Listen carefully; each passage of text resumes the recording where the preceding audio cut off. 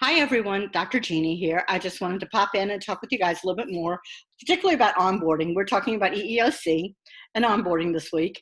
And as I was reading over your responses and your posts, I thought back to the different experiences I had in onboarding.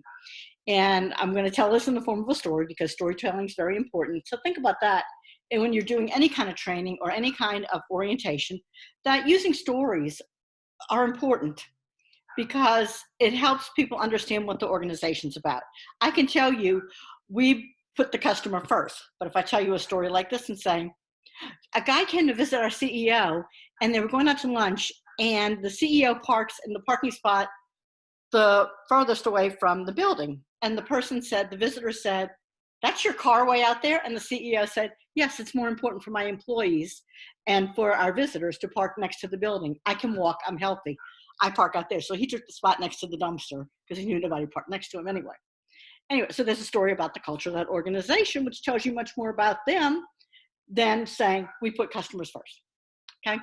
With that being said, in 1991, I decided to leave my job. I worked for a life insurance company. I was a legal secretary. And I had been with the company for 9 years and they had really good benefits. And this is one of the first companies that had really great cafeteria. They were well known in the city of New Orleans. I can tell you, it's Pan American Life. And they did international business, particularly in Latin American countries. So I started in the IT department, moved to legal, did a great job. My boss thought he managed me. I managed him.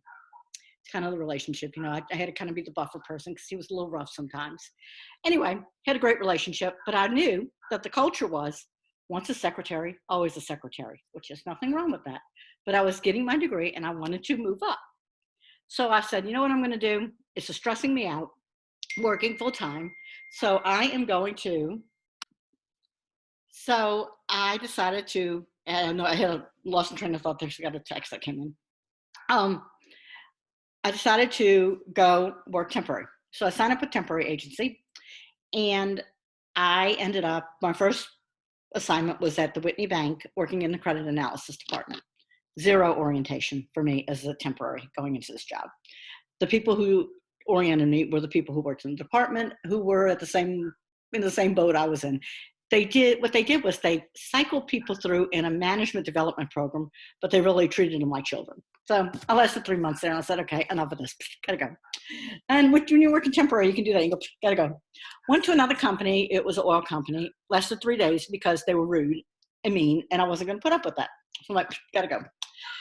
So then I finally landed, and I worked on the wharf in a trailer for a company named Buck Price, where they were doing the billing for the riverboat president, where they turned the riverboat into a casino. That was a lot of fun, and they were fun.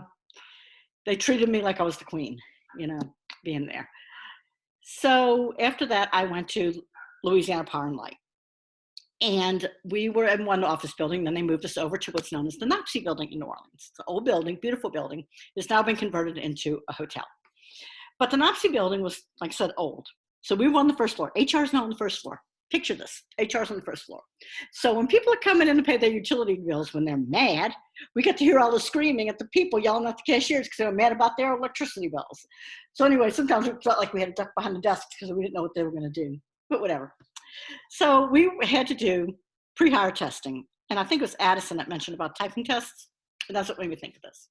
So we were doing typing tests one day in this room that was attached to the front, it was from the building, and there was a night deposit drop because people dropped their electric bills in the night deposit like a bank. Again, old building, New Orleans, remember this, water table high. What do you have there? Rats, mice. So we're in the room with the folding table, not right, typewriters now, because this is 1991. So we get the people in, 6 people, I think it was, we're in there, and the person that was administering the test and myself were there, and we're gonna, do the typing test. And so we gave them all the materials, got them started, and they're typing away and they're focused, and then we see something go across the floor. Like, what was that? Then we see again, across the floor. What was that? And it goes again. What was that? A mouse. I look at her, she looks at me, and we both went. We didn't say anything. A mouse in the room where we're giving the typing test to potential employees. Yeah, that was a lot of fun. So you can imagine if you had your first day on the job and you have a mouse, when you're applying for a job, there's a mouse in the room running under your feet. I don't know. It's kind of bad. So anyway, we moved along. Another thing about the pre-employment testings, I don't want to talk too long here, but the pre-employment testings, we got to the point where we had to bring in, we opened it up to 200 people to test them, and it was called a clerical battery test. 200 people to test them, hoping above all odds that we could get maybe 10 people that could pass the test.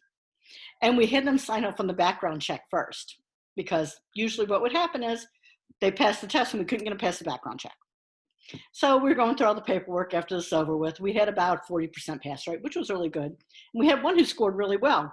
So we started pulling her paperwork together, and her background check says, have you ever been convicted of a felony? Okay.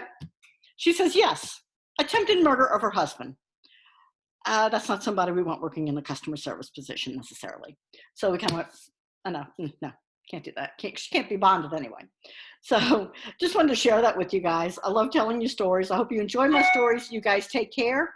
And if you have any questions, let me know, and we will carry on. Bye.